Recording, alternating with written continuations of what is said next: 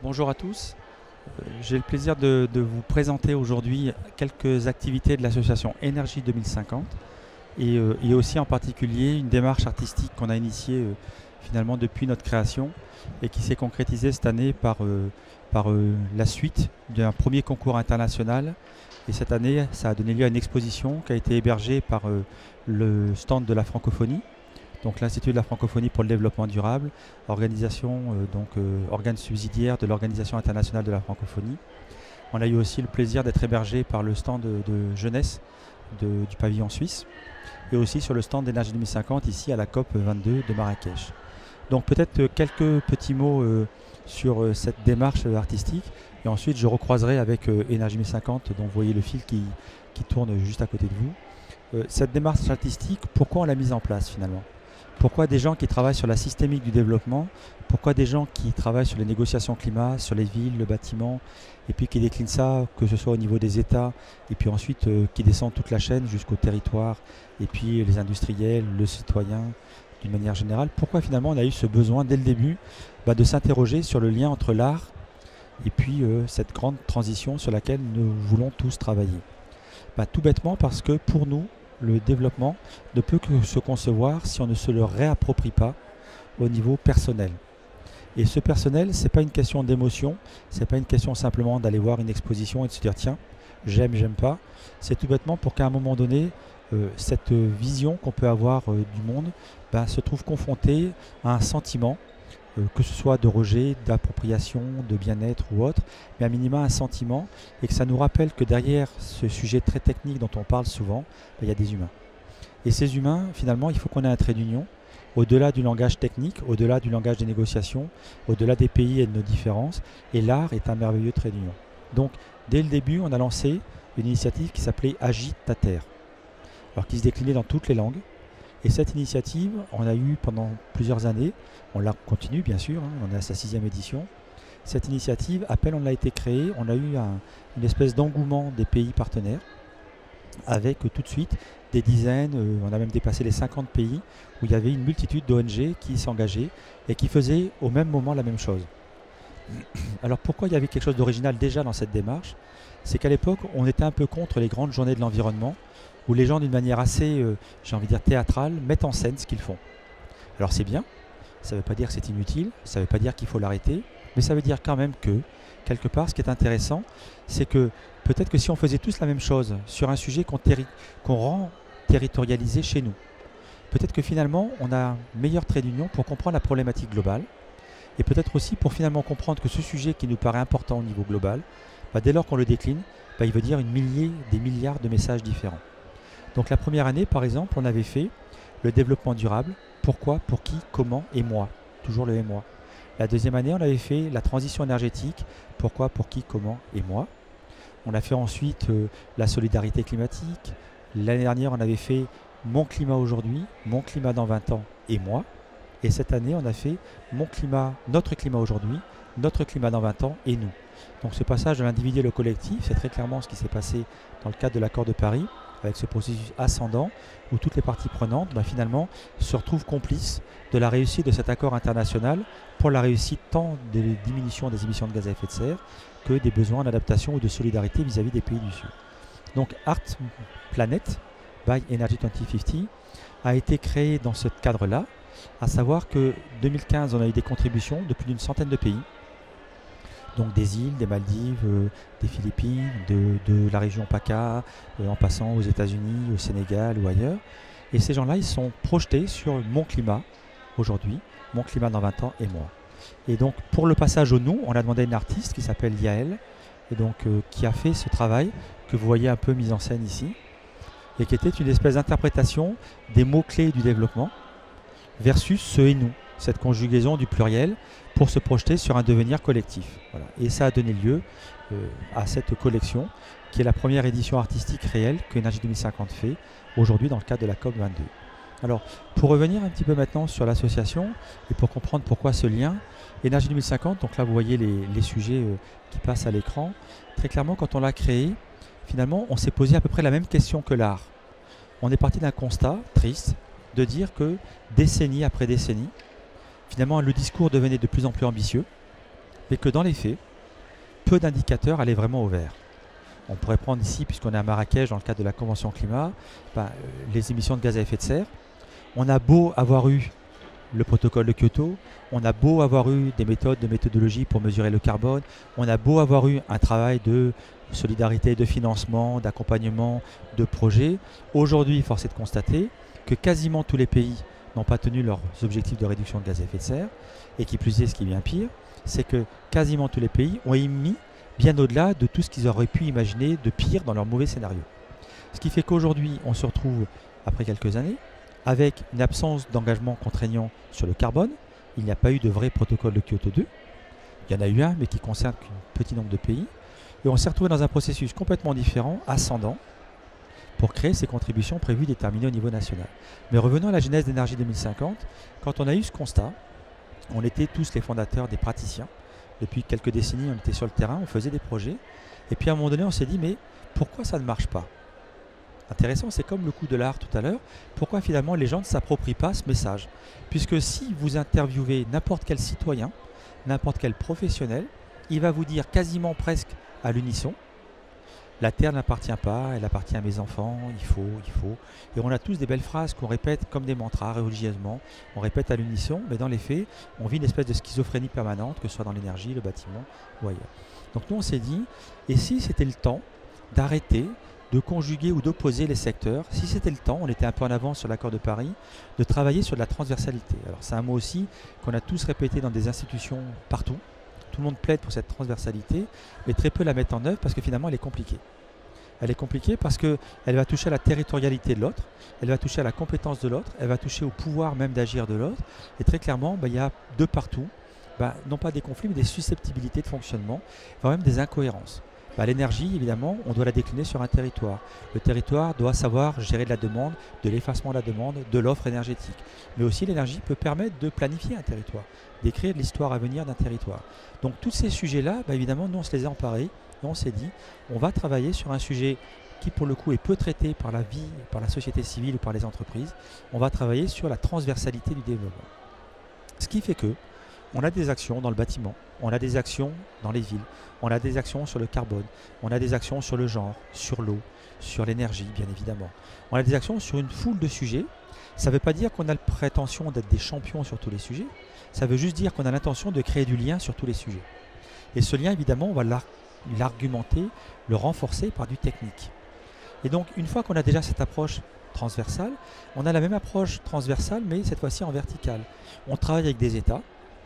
On fait le guide des négociations climat, on a aidé des pays à faire leurs contributions, on travaille avec des collectivités territoriales, on descend encore les échelons, on travaille avec des industries, on travaille avec des citoyens, on travaille avec aussi la manière de communiquer, l'éducation. Donc on a cette matrice verticale avec ce croisement horizontal et finalement en plus on le décline dans le temps. C'est-à-dire que nous on considère que dès lors qu'on met un projet en œuvre, il doit être démultipliable. Donc on est vraiment dans l'esprit de Paris bien avant Paris. C'est que pour nous, un projet qui ne peut pas être mis en œuvre avec des indicateurs de mesure, une méthodologie pour les multiplier, c'est un projet qui n'est juste qu'une exhibition. C'est bien, mais l'air de rien, ça peut inspirer le futur, mais ça ne sera jamais en capacité de répondre aux besoins du monde. Je vous donne un petit chiffre, 40 000 nouveaux urbains en Afrique par an d'ici 2050. Vous imaginez le nombre de mètres carrés à construire. Donc si demain je me rassure en me disant j'ai fait 4 superbes bâtiments en Afrique, oui c'est bien, mais comment je vais faire que ces 4 superbes bâtiments bas carbone, zéro énergie ou producteurs deviennent les X millions de bâtiments qu'on va devoir construire dans les prochaines décennies. Donc ça c'est la genèse d'Énergie 2050, c'est notre vision. Donc vous comprenez bien, pour revenir à Arts Planet, que très clairement c'est la même logique. C'est pour donner du cœur, de la cohérence finalement à cet agencement matriciel, il faut mettre de l'émotion. Alors, je l'ai présenté déjà à quelques personnes. Vous voyez, par exemple, ici, l'émotion, vous allez voir, il faut l'expliquer. Il ne faut pas simplement qu'elle soit superficielle. Là, par exemple, on a fait ici, pour la conférence climat, pour la 3e année, pour la francophonie, le guide des négociations climat. C'est le document le plus technique des négociations qui est traduit en anglais, en arabe, parce que c'est une COP ici en terre arabe, à Lima, elle était en espagnol. Donc c'est la 3e année qu'Énergie 2050 le fait. Et ça, c'est un langage très abscon. C'est un langage de négociateurs, on est peu à pouvoir le faire et le comprendre. On le fait depuis 3 ans, on l'écrit. C'est lu par l'intégralité des pays francophones et anglophones, puisque c'est publié, c'est un des best-sellers de la francophonie. Voilà. Mais ça, par exemple, pour nous, il a fallu qu'on fasse, depuis 2 ans, un guide des négociations pour les citoyens. Le même, mais cette fois-ci expliqué aux citoyens. Pourquoi?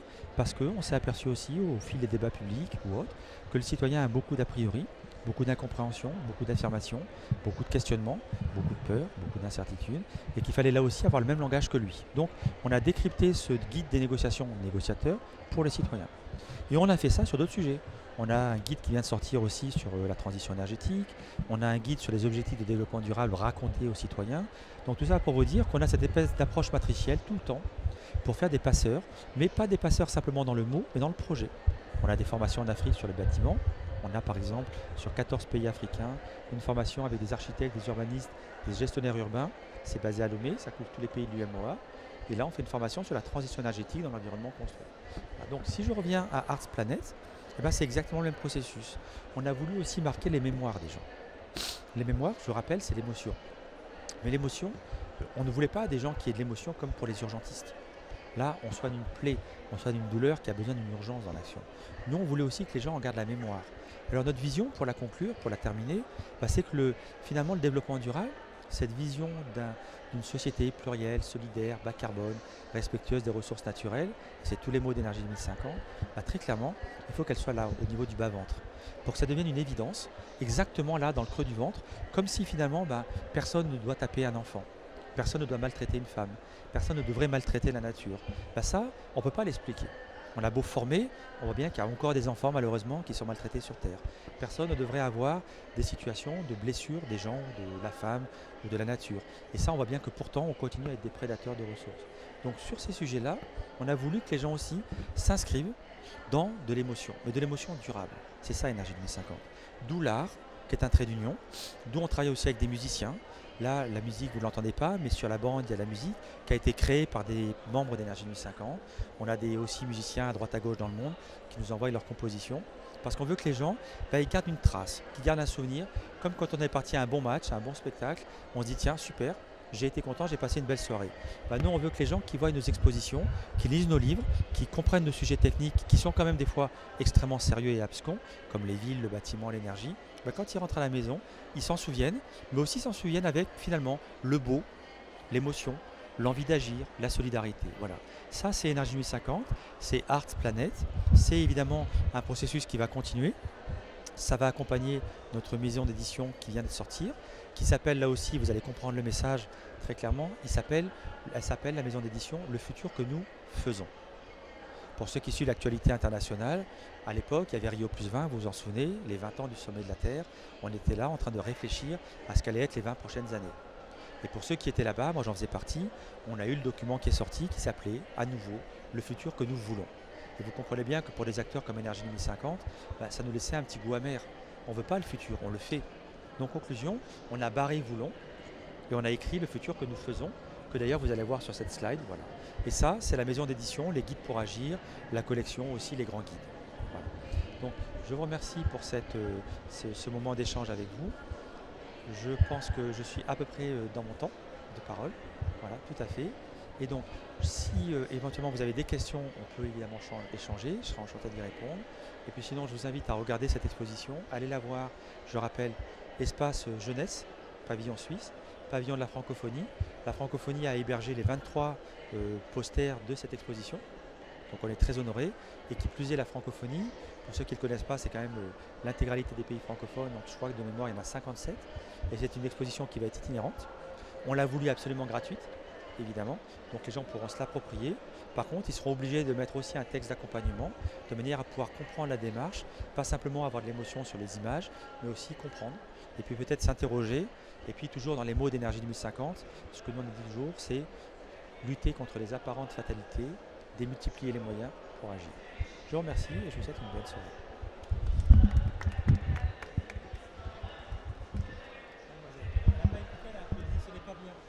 Je vais me souvenir des noms, mais ça ne faut pas écouter. On n'est pas obligé de. Voilà, mais c'est vraiment notre philosophie là. Tu l'as entendu tout ce que tu dis? J'avais une oreille comme ça et je devais répondre à Bettina sur son programme de ce soir. Mais tes trucs, donne-moi les micros. Donne-moi les micros. Peut-être qu'on n'a pas été présenté ici. J'ai pas un souvenir tout à fait certain. Par contre, tu vas être interviewé par Christine. Oui. J'ai des questions. J'ai des questions pour de vrai. Mais comme ça, les gens t'écoutent plus, allez-y. Anna, à Énergie 2050. Il faut qu'on t'aille t'interviewer, il faut que Terra au terme fasse son pitch parce que on va être Moi, je vous laisse autant vous on va être Moi, j'ai juste une question pour toi. C'est qui finance 2050, Énergie 2050? Ça va être super simple. On espère que vous allez le financer dans pas longtemps. Voilà. Non, qui le finance? Je peux le dire même plus fort. Très clairement, on est en mode projet. Donc on n'a pas de financement public. On est là aussi un ovni. Parce qu'on est quand même présent dans 30 pays non Europe, plus les pays européens dans le cadre de projets européens. C'est quand même beaucoup pour une ONG. Et on fait du concret, vous l'avez vu. Donc très clairement, qui finance? Au début, c'était nous, les fondateurs. On l'a créé pour la lancer. Très rapidement, comme notre message était adossé à du technique, parce que beaucoup en parlent, peu en font. Donc comme on a fait par exemple des bâtiments, on a fait du vrai concret, on a eu un programme d'hôtel presque zéro énergie, enfin on a vraiment les mains dans le cambouis au quotidien. Ben, in fine, on a eu des programmes européens qui nous ont financés. On a 3 programmes Horizon 2020, on a des programmes Erasmus, on a maintenant de la coopération directe, on a des États qui nous payent, on a la francophonie. On n'est pas des gens très riches, on ne cherche pas à l'être au demeurant, on veut juste en vivre. Et très clairement, voilà, notre budget quasiment est tourné sur du projet, on réinvestit quasiment tout. Et maintenant, on veut rentrer dans une phase où on va mieux communiquer parce que beaucoup de gens nous disaient vous faites plein de choses, mais il faut qu'on voie l'histoire. L'histoire, ben, on l'avait déjà écrite, sauf qu'on a eu les mains dans le cambouis à peine le jour où on a créé Nage 2050. 15 jours après, on a eu un énorme projet avec la francophonie pour évaluer 10 ans de programme Ville, Énergie, Environnement. Et je pense que peu s'y sont frottés parce que c'est très complexe. On a fait à peu près 700 documents, on a défini une stratégie, on a créé derrière ça, après avoir fait un audit d'une centaine d'initiatives sur les villes mondiales, on a créé une initiative de la francophonie pour des villes durables. Maintenant, ONU Habitat est partenaire de cette initiative, le PNUE est partenaire. Donc nous, on a vraiment les mains, on traduit ce qu'on a en tête. Voilà. Mais du coup, on vide ça.